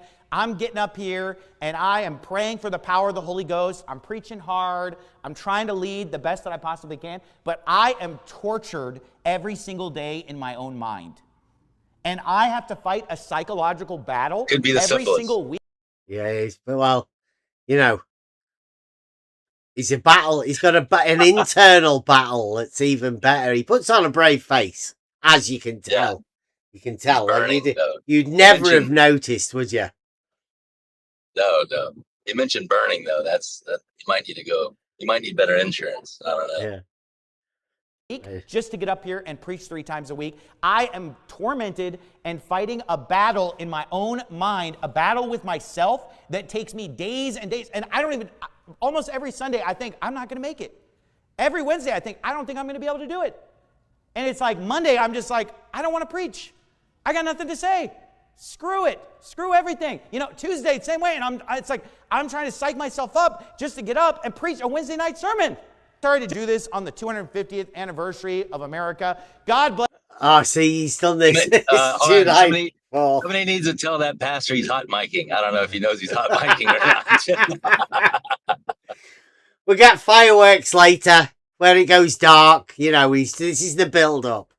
This is what he's doing. Bless America, because you know what? America is the best country in the whole world. But you know what? At the same time, I feel like modern American culture is part of what poisoned my children against me, because of the fact that they're taught this feminist, pro-faggot stupidity that our country promotes.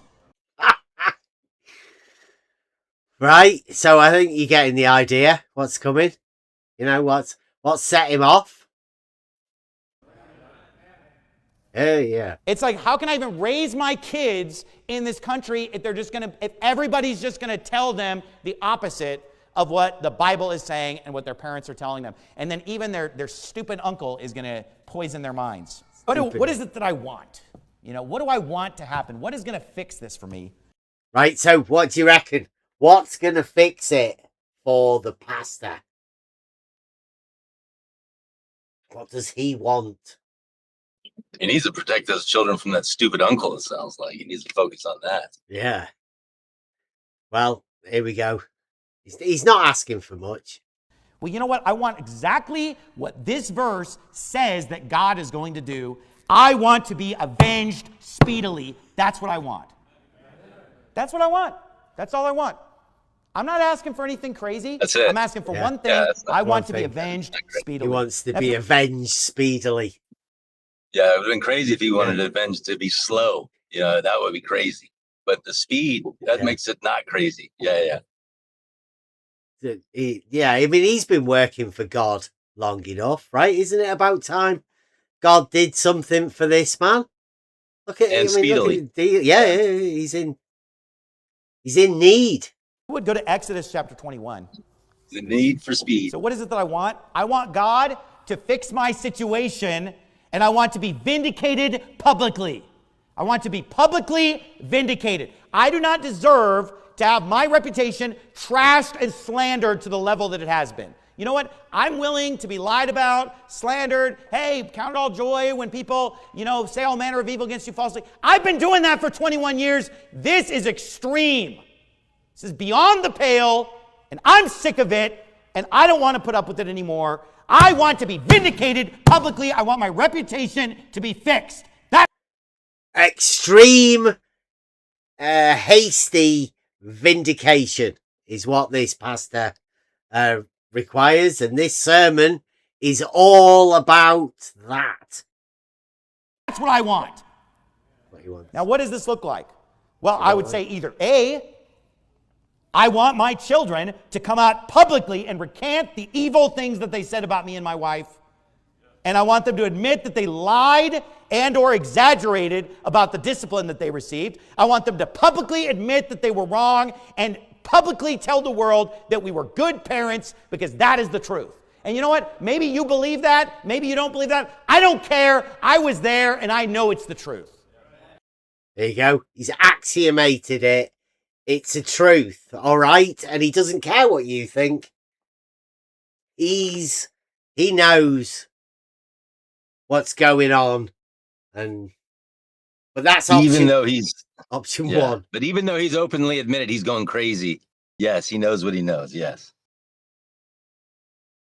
And this is obviously the sermon that he's doing. He was doing one, but he did say A. So whether it's going to be 2 or B coming next, this is the bit that I found, like certain people I don't know whether you call this narcissism, right? But he's so vindicated in what he thinks he's saying.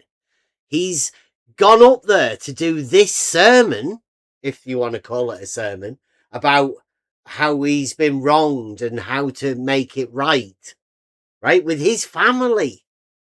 It's the weird part, right? Yeah, family. Yeah, we're moving this ethical way of that's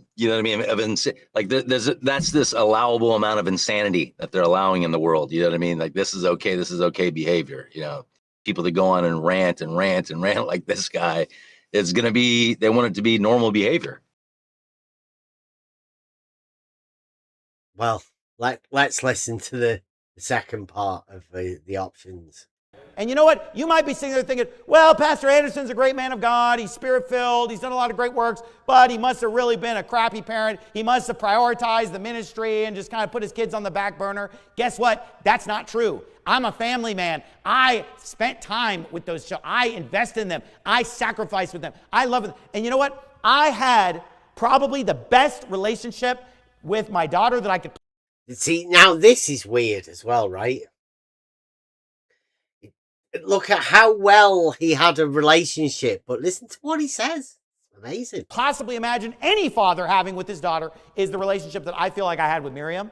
Brilliant. Do you know how surreal it is to watch her go on YouTube with some faggot in drag, a literal man in drag, and just tell lies about me and trash me and say all these things? I mean, it's just unbelievable. You know, and it's like, and ask me how motivated I am to have a super close relationship with my teenage daughter, Rebecca, right here, 17 years old, and my teenage daughter, Anna, right here, 15 years old. You know, so he's got a 17-year-old and a 15-year-old in the audience. And he's talking about a relationship with another one of his kids that's obviously not in the audience, that has done a YouTube video, right? So this is like an extreme reaction video that he's doing, except he's not doing his YouTube reaction video on YouTube. It's somehow made it onto Twitter. Now it's on YouTube, right? But he's now talking to his daughters that are there about their sister and how a relationship with one might affect the others. I'll go back a little bit, right? Just to have a super close relationship with my teenage daughter, Rebecca, right here, 17 years old, and my teenage daughter, Anna, right here, 15 years old. You know, it's kind of hard for me to even want to invest in that relationship when I had the perfect, ideal relationship with Miriam, and that's what she did to me. Right? Can you imagine saying that? It's hard for him to invest time with a relationship with the two kids that are there because of some video that his other daughter's made. So, I mean, should this be going on? How does it occur? Crazy. But you know what? Option B is in God's control. Option B. Here we go. What can God do to help him out? And this is why I'm a little upset. This is why I'm mad. Because option B is that I want God to punish them in a spectacular public way so that I can be vindicated and so the Lord can show that he's on my side. And what about that? Go back again. Listen to that. Option B. It's kind of hard for me to even want to invest in that relationship when I had the perfect, ideal relationship with Miriam, and that's what she did to me. Option B. Here we go. But you know what? Option B is in God's control. And this is why I'm a little upset. This is why I'm mad. Because option B is that I want God to punish them in a spectacular public way so that I can be vindicated and so the Lord can show that he's on my side. And I'm talking about my brother Clint, and I'm talking about my 4 evil, rebellious children, and I'm talking about Paul Wittenberger. Those 6 people need to reap, they either need to get right with God or they need to reap the whirlwind, or I am not going to continue pastoring. I'm just telling you that right now. And you know what? If God loves me so much, and God wants to bless me so much, and God wants to use me so much as he has for the last 20 years, you know what? I'm asking God to throw me a bone here and do something for me. I would be fascinated to keep an eye on what's going on here. But I've sort of got a feeling that I know what's going to go on. And perhaps this man isn't going to be doing much more pastoring in the future. But what's going on in modern society that allows people to talk publicly about their family like this? What happens? How does it occur? What's happened to modern society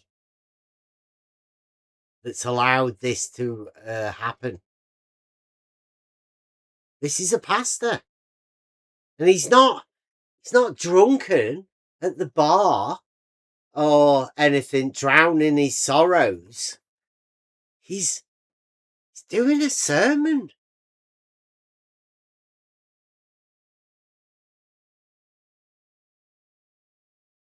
How does this happen?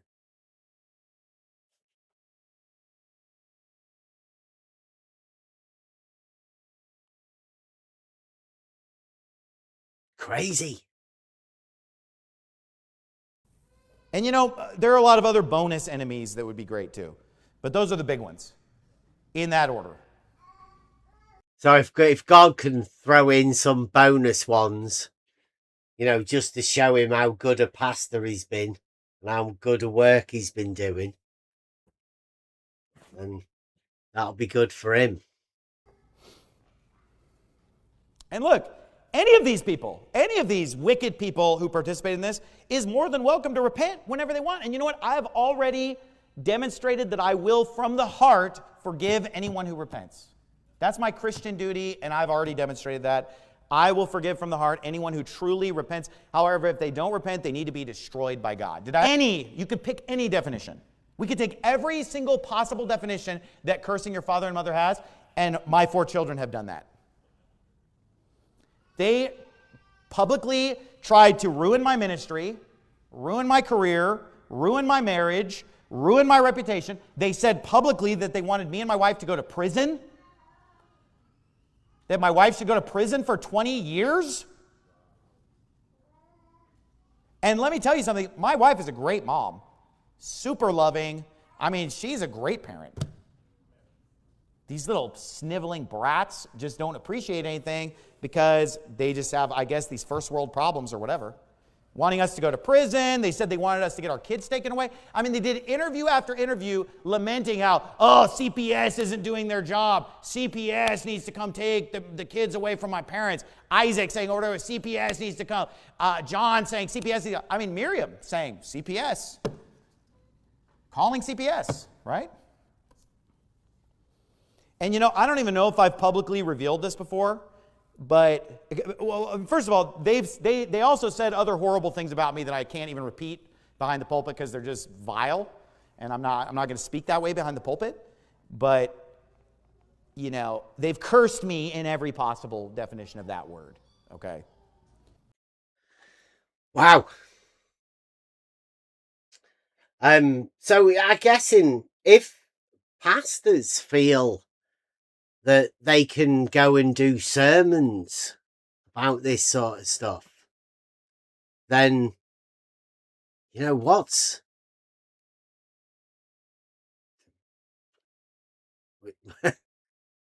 off limits? Is there anything off limits now? If a pastor can ask for God's help to get vindication of something,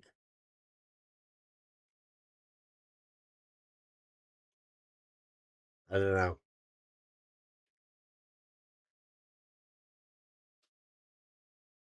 I sort of want to go and have a look at the other video, but I'm not so sure it'll help. Let me get back on Discord.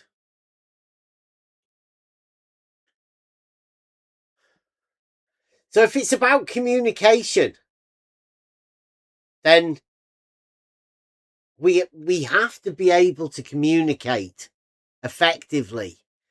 Otherwise, situations like that are going to occur. And if situations like that can occur for a pastor while he's giving a sermon,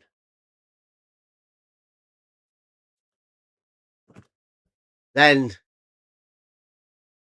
like, where are we at?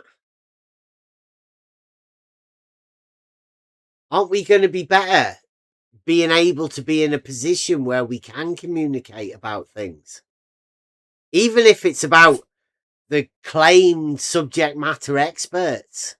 Maybe somebody's got a book coming out that, you know, they might have to do a tour with people, you know, to be able to explain the book, to be able to sell the book.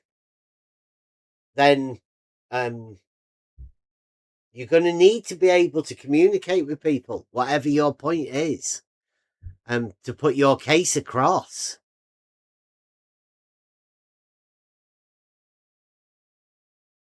Starts with logic, understanding.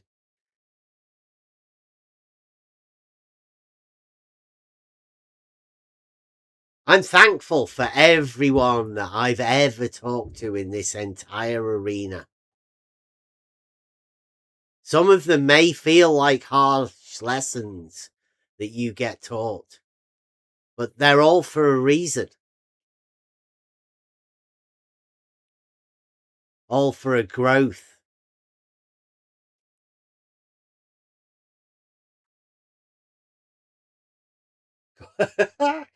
What are you talking about?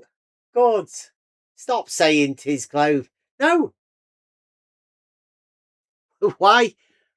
Why do you think you can tell people to stop saying something? I'll stop reading. Instead, substitute it with reality would go a long way. Yeah. 'Tis globe is reality. We can prove that horizontal distances prove 'tis globe, right? There's a natural chain that we can show what reality is. And reality is globe, unfortunately. It's not flat. Since the options are flat or globe, then doesn't leave much choice if you know it's not flat. You can come and have a conversation about it at any time. Right? I've had conversations with loads of people.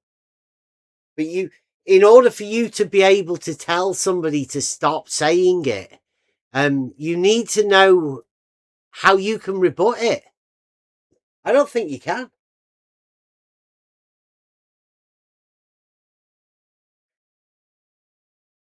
In my opinion, and okay.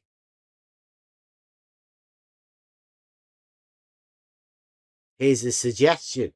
Stop saying 'tis globe is what you said. I mean, and I know that's a suggestion coming from you. Because I'm guessing you can't prove it for yourself. If you could prove that there was something wrong with it, you put up an argument. And, present an argument that then we can stop saying it.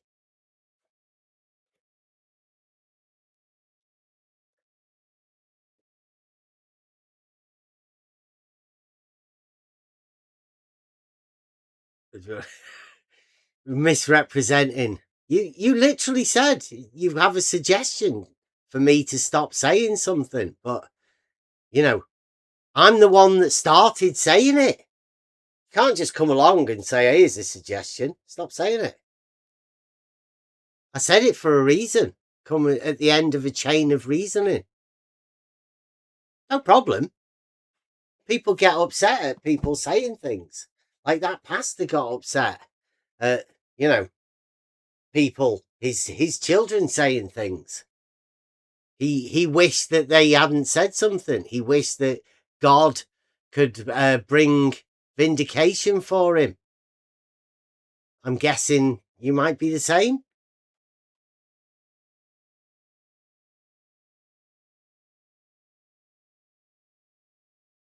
There's no spin.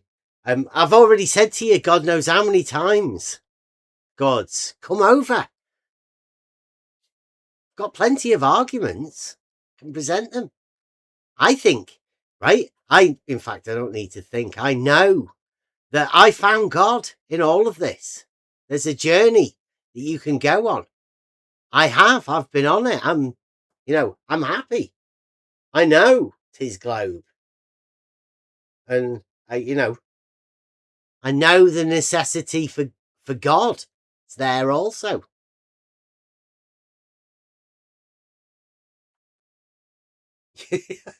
I didn't accuse you of anything, Gods. That's all in your own understanding.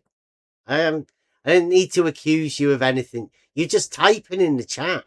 I've told you, if you want to come for a proper conversation, pop into Discord. It's no problem. We have conversations with people all the time. Often when people say words right, in the YouTube chat. They're meant differently. Maybe I understand it differently, but the only way to clear that up is through a dialectic, a conversation backwards and forwards. And that can only occur through voice, a dialectic. I just wanted to come in and say it's real easy to come on in and have a conversation. Hi, Bev. All right, Rob. It's good to be in. Good, good to hear. Yeah, I mean, I've been saying this all along, right? I'm not against flat earthers. I'm all for conversation. It's pretty understandable now that some people can't have that conversation. It's too upsetting for them or whatever. I don't know. We're up for the conversation anytime.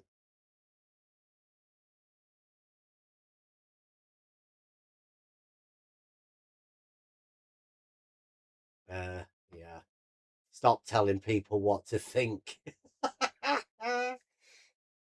Yeah. I don't know why I'd say that. You said you'd like it if I stopped saying something. Well, like I've already said it. I said it because it's come at the end of a chain of conclusions, right, that I've come to. I wouldn't say it otherwise.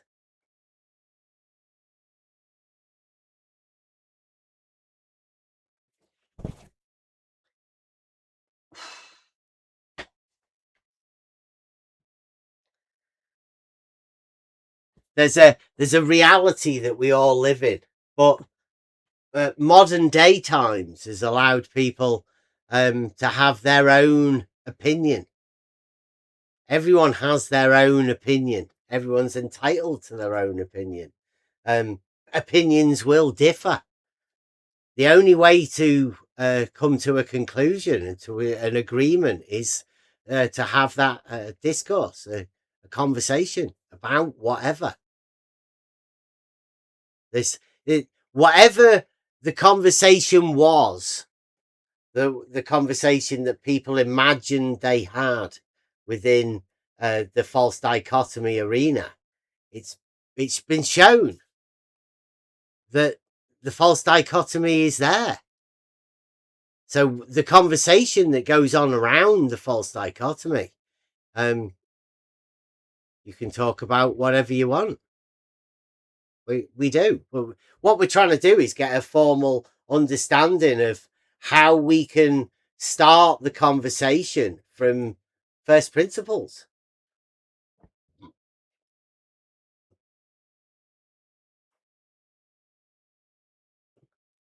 It's okay saying no conversation needed. That's like somebody who's stating that they've axiomated a fallacy and they're not going to accept arguments to rebut any of that stuff. And I think there's quite a few people that are feeling like that at the moment. They just end up isolating themselves without conversation. And then, I mean, I don't know where that's going. But we're after trying to get conversation about logic, understanding, being able to come to conclusions. I'm good. The journey I've been on has really helped me out. The conversation's there for anybody who wants to come in. Logic is going to be where we're going from here on in.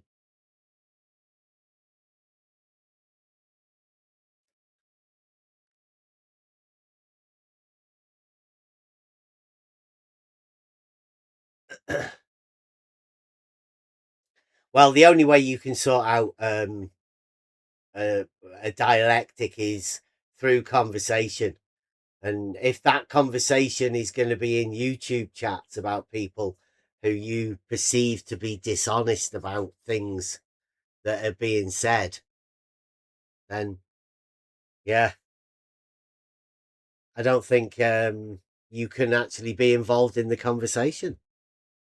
It's a pity, because, you know, the conversation's up there for anyone. to discuss about, talk about. The logic will continue of the reality that, you know, we are in.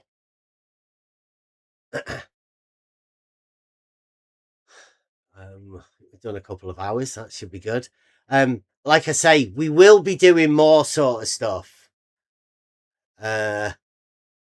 It's just, you know, what's the topics going to be? How can we build upon where we start? It's okay, good. You don't need to come and have a conversation, obviously, but there must be something still going on because you're in the chat. Maybe, you know, maybe one day you might build up, call it courage, but I don't know, the nerve to be able to come and have a conversation.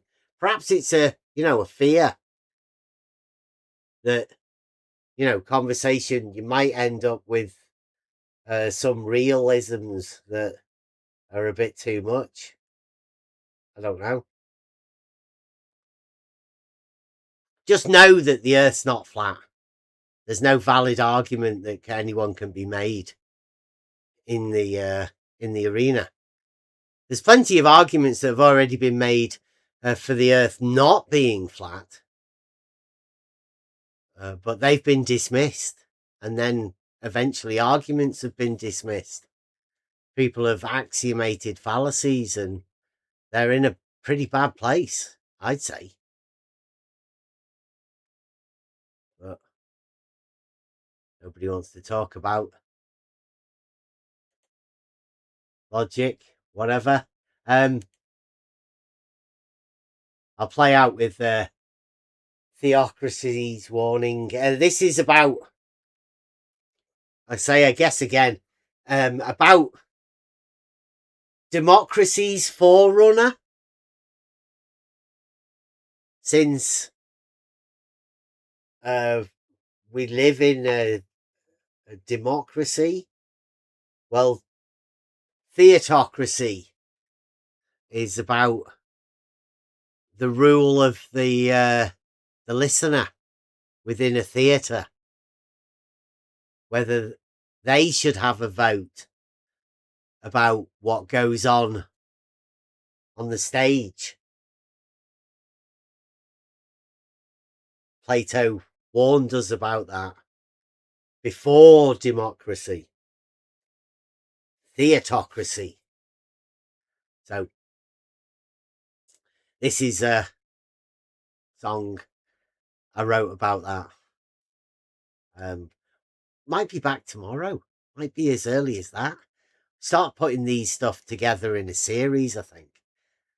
The idea is for me to put a series of arguments together for Dave Weiss for proving his globe.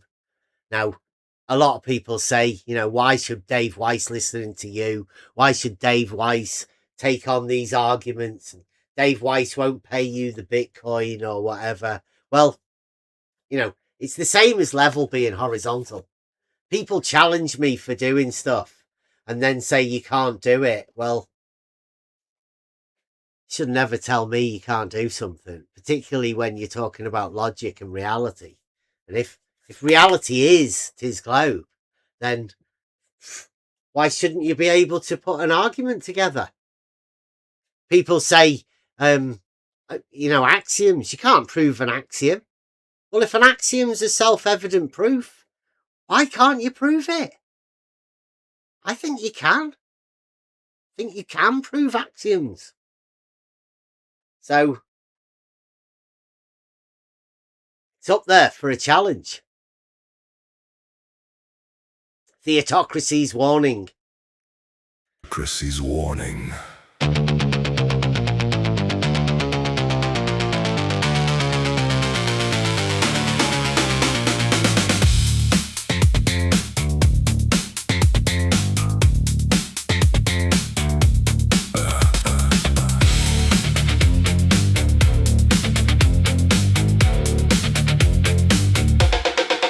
In ancient halls where muses reigned, the crowd sat silent, judges trained. Hymns to gods in measured tone, no mixing sacred with the profane unknown. But pleasure crept where skill had stood. Poets chased cheers for fleeting good. The theater rose with noisy claim. Whatever pleases bears the name. Logos whispers in the deep. Beneath the word, the silent leap. And the meme that needs no shout. The ordered soul still seeks it out. When crowds become the final judge, the laws grow weak, the virtues budge. Yet harmony still calls us home. Tune the heart before the throne.